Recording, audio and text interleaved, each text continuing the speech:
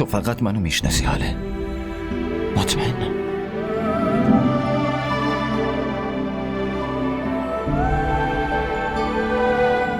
وقتی خودتون گفتین هیچ نسبتی با شما نداره، بس به شما ربطی نداره که کجا میخواد بره.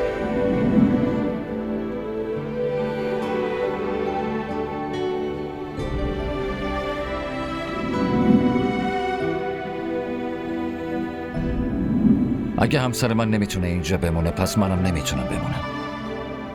اگه خواستیم بریم هر دومون با هم میریم. با من حرف بزن. به من نگاه کن حاله. حاله حمزه پشتته. تو فقط به من فکر کن، همینو بس.